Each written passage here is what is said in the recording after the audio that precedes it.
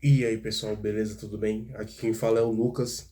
Eu sou engenheiro mecânico, técnico em automação industrial. Atualmente eu trabalho na área automotiva. E eu vim trazer um vídeo para vocês que eu venho refletindo há muito tempo, tá? Que é por que o Brasil não vai para frente. Por que que o Brasil não vai para frente? Por uma questão inúmera de fatores, uma questão diversa, né? A gente sabe que são muitos fatores que fazem o nosso país não ter muitas questões que outros países têm, como Estados Unidos, China, países da Europa, até o próprio Japão, que é um exemplo de tecnologia. E eu vim aqui discutir um pouco para vocês umas reflexões que eu fiz, tá? Até quero que vocês deixem seus comentários, sua opinião aqui abaixo. Deixe o seu like se você gostar desse vídeo. E eu vou comentar aqui minha opinião, tá, pessoal? Minha opinião sincera aqui para vocês. Eu sou um entusiasta do meio automotivo, gosto muito de carros esportivos, carros normais, carros antigos. Gosto da maior variedade de veículos. E gosto dos carros que fizeram história aqui no Brasil, nacionais, né? Porém, eu tenho observado, e isso é notório para todo mundo, que o Brasil sempre teve montadoras estrangeiras como Ford, Chevrolet, Fiat e outras mais montadoras Citroën, Peugeot. Estou citando um exemplo aqui para vocês. E nunca teve uma montadora 100% nacional que perdurou muito tempo. O único caso de montadora 100% nacional, um veículo 100% nacional mesmo que nós tivemos, foi o caso do João de Amaral Gurgel, né? Que ele fez a montadora Gurgel. Claro que eram veículos específico para aquela época, era de fibra de vidro, era uma situação específica da década de 90, né? Que ele fundou a Gurgel e conseguiu colocar motor Volkswagen, refrigerado a ar, conseguiu fazer uma situação específica naquela época. Mas houve muita falta de incentivo do governo, o governo acabou atrapalhando demais a montadora nacional que era a Gurgel, e por falta de recurso financeiro a Gurgel teve que fechar depois que abriram as importações, né? Não é da minha época, eu nasci em 2000, não é da minha época, mas a gente ouve falar dos nossos professores quando a gente está na graduação, ouve falar em fórum, várias questões a gente ouve falar desse abandono que o governo e demais players do mercado abandonaram o Gurgel e ele morreu sozinho, a empresa dele faliu sozinha, sem nenhuma ajuda. Diferente do que aconteceu, por exemplo, com a Americanas. Cara, que é uma situação diferente. Com a Americanas, outras empresas de varejo que quase faliram, tiveram ajuda de grandes players. Mas o cara, na época, não teve ajuda de ninguém, né? Para você ver como a área automotiva é muito complicada. E eu tenho a vontade de um dia ver, não sei, talvez seja uma utopia, um sonho impossível, ver uma montadora 100% nacional. Nem que seja uma montadora nichada. Por exemplo, uma Suzuki, uma montadora tipo a Aston Martin. A Aston Martin é nichada demais. Ela, claro que ela é global, ela está em diversos países, ela tem muita história. Mas ela é uma montadora que é small company, que o pessoal fala, tipo a McLaren, que são montadoras que começaram muito pequenas, mas com alta tecnologia, muito desenvolvimento, entendeu? E eu queria muito que tivesse isso um dia, né? Tivesse uma montadora 100% nacional, pode ser até de carro simples, carro popular ou de carro esportivo. Eu ficaria muito feliz. Mas eu vou trazer os pontos porque isso ainda não aconteceu, alguns dos possíveis alguma das possíveis razões disso não ter acontecido ainda. Tá? Eu vou trazer um exemplo aqui acho que todos vocês que gostam de carro devem conhecer, o Christian von Koenigsegg, que é o cara que é o criador da Koenigsegg, ele é o cabeça, ele é tipo o Gordon Murray, que é o Gordon Murray fez a McLaren F1, ele tá com a Gordon Murray T50 agora, e eles são comparados, né? Só que o Christian von Koenigsegg foi muito mais além na questão de desenvolvimento, de motor, câmbio. E ele começou, pessoal, claro que ele não era de uma família humilde, mas ele tinha um pai que tinha negócio, tinha investimento. Mas ele começou com uma ajuda de US$ 200 mil na época que ele fundou a Koenigsegg. Ele tinha US$ 200 mil do Conselho de Desenvolvimento Técnico da Suécia. Só isso já foi uma baita, uma alavanca, né? uma alavancagem para a empresa dele. Você receber US$ 200 mil de uma empresa que está começando, que os carros são feitos de maneira manual. Então, isso deve ter mudado a história dele. Claro que ele tinha força de vontade, perseverou. Teve um momento que ele foi cobrado, que ele tinha que entregar resultado, que ele estava com empréstimo. Claro que esse dinheiro o governo vai querer ter de volta, né? Vai querer ter um retorno. Ninguém faz nada, não existe almoço grátis, como o pessoal fala. Então, e eu fiquei pensando nisso, por exemplo, com o Gurgel, se tivesse um empréstimo maior, um incentivo, um conselho de desenvolvimento técnico dessa área automotiva para ajudar e manter a empresa viva, que é uma empresa, a única empresa 100% nacional que tinha na época, tipo, vai deixar a empresa morrer. E tanto que é tão desafiador que o Gurgel fez que nenhuma empresa chegou ao patamar de relevância, de impacto que ele causou naquela época. Hoje teve os foras de série, né? Puma, teve Lobini, teve várias outras marcas que eram fora de série, mas nenhuma delas chegou no patamar do Gurgel. Era uma situação específica, são carros muito raros, né? É o caso do Puma, por exemplo. Eu até vi um Puma, foi ontem que eu vi um Puma lá na Marginal. Então você vê que são carros que são icônicos, mas são muito específicos, né? São carros fora de série, não é carro de produção, como era o Gurgel na época, que você via Gurgel na rua.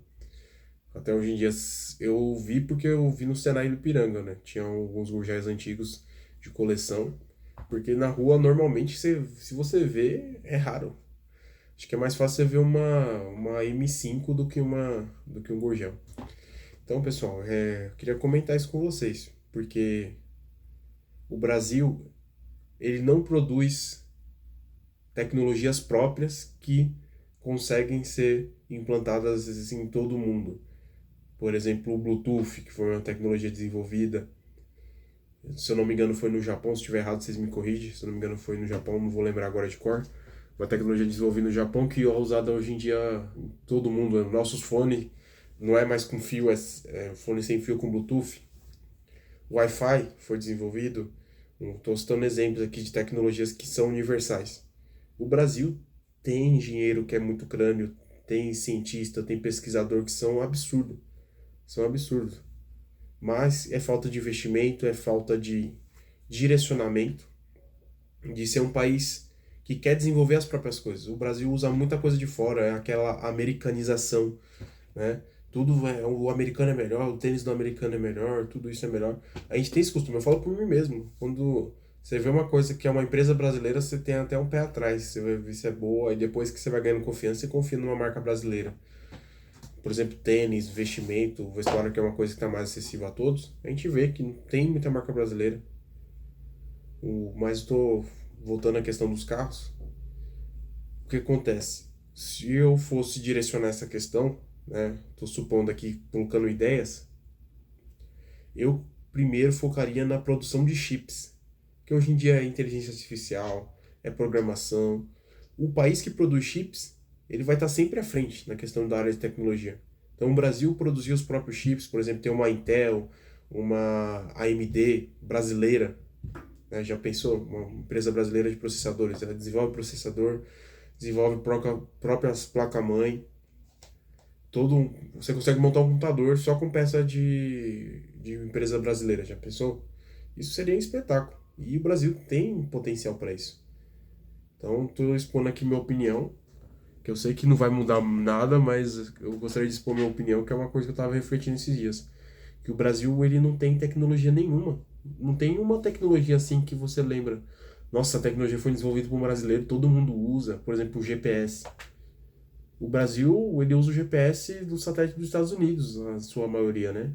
Se tiver uma guerra e tiver que desativar o satélite dos americanos, o Brasil tá na roça, porque a gente depende muito dos Estados Unidos.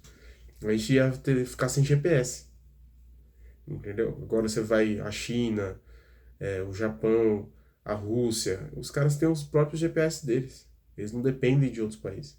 É um exemplo que eu estou citando aqui para vocês entenderem a complexidade disso aí. No Brasil não tem tecnologia própria. Primeiro eu começaria com chips. O Brasil fabricando os próprios chips. Tudo que você imaginar de coisa que é vendida hoje em dia, a maioria tem chip. É o nosso celular, computador, notebook.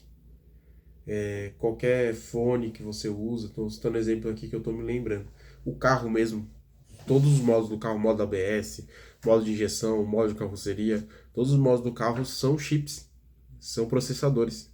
O painel do carro, a multimídia, tudo isso é processador. Um exemplo é a Nvidia, faz muito processador para multimídia de carro. E os caras estão à frente na parte de tecnologia. Claro que eles são pioneiros, começaram lá atrás, mas nunca é tarde para começar. Então a gente às vezes acaba pensando em outras propostas para o Brasil, mas o Brasil, uma das soluções é educação, é desenvolvimento, investir em tecnologia, desenvolvimento técnico. O que eu gosto do Senai é isso, eu sou aluno do Senai, e o Senai foca muito nessa parte de desenvolvimento, de tecnologia. Então, tem muita gente desenvolvendo tecnologia do Brasil há muito tempo, mas é tudo ignorado, não tem investimento, ninguém quer investir. Às vezes eu vejo que até alguns investidores brasileiros investem em muitas coisas que dão um retorno rápido, mas quando é algo tecnológico que tem um grande potencial, ninguém investe, todo mundo esquece. Uma baita de uma ideia fica a ver navios, né? Então, eu mesmo gostaria de, antes de eu morrer, ver uma empresa 100% nacional fabricando um carro. Nem que seja um carro, por exemplo, um Pagani que quase ninguém vê, mas pelo menos tenha produção em série, seja uma marca reconhecida. Porque seria muito bacana. Os italianos têm a Ferrari, tem a Lamborghini, tem a Fiat, tem a Alfa Romeo. Os americanos têm a Ford, tem a Chevrolet, tem Cadillac, tem uma porrada de carro. Tem a Toyota do Japão, a Subaru, a Honda. Meu, a China mesmo, que ninguém nunca imaginava que ia chegar no patamar que está hoje. Os caras têm a BYD, GWM, tem Lifan, tem um monte de marca. Se até os chineses fazem carro hoje em dia, que todo mundo duvidava deles antes, quando eu era pequeno, você falava que o negócio era feito na China, era a mesma coisa que o negócio é Paraguai, não presta, não vale nada. Hoje em dia tudo é feito na China. Então, se o Brasil pensar em tecnologia, ao invés de pensar em tributação, imposto, e pensar em comprar tecnologia, por que não produz a própria? Desenvolve, investe. Para mim, seria gratificante se tivesse uma montadora 100% nacional. Porque eu acho que isso é um avanço. Tem gente que não gosta de carro, quer que o carro a combustão acabe, gosta de carro elétrico. O carro elétrico não é solução, principalmente no Brasil é emergente.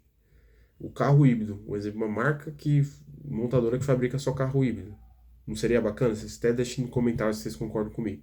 Uma marca que fabrica só carro híbrido, uma marca que fabrica carro esportivo. Vai começando aos poucos. Pode usar motor de outras marcas. Não estou falando para usar 100% nacional, porque hoje em dia é muito difícil. Usa o modo ABS da Bosch, usa o modo da Continental, usa a tecnologia lá de fora no começo, usa motor, faz parceria, que nem o Gurgel fez, faz parceria, usa motor Volkswagen, usa motor Fiat, Ford, faz o que for, mas tem uma montadora 100% nacional, chassi desenvolvido no Brasil, tudo desenvolvido no Brasil. E você pode observar, tem muito engenheiro brasileiro muito bom, mas eles estão aqui nas montadoras. Então, vou dar um exemplo da Ford, que é uma das montadoras que eu tenho mais conhecimento. A Ford tem engenheiros absurdos aqui no Brasil que fabricam tecnologias para o Bronco, para a nova F-150, para adaptar aqui no Brasil, que vai lá para fora. Tem um centro de tecnologia aqui no Brasil, aqui em Tatuí, o centro de desenvolvimento da Ford. Você vê que os caras que são engenheiros têm que ter soluções para problemas assim complexos que tem nos carros. Então, você vê que o Brasil tem mão de obra intelectual, né, para poder. A gente tem recurso intelectual para poder alcançar isso que eu estou falando. Vocês podem até colocar nos comentários que é loucura esse vídeo, que é uma utopia, o Brasil nunca vai ter uma montadora nacional, mas gostaria de deixar minha opinião aqui. Se vocês gostaram, deixe seu like. Tamo junto, qualquer coisa, vocês comentam aqui nos comentários que a gente faz outro vídeo, continua essa discussão. Que esse canal é fato sobre engenharia, eu tava postando outras coisas, mas eu quero postar mais vídeos de reflexão falando sobre coisas que ninguém tá falando. Às vezes um tema diferente, né? Então é isso aí, pessoal. Muito obrigado. Valeu.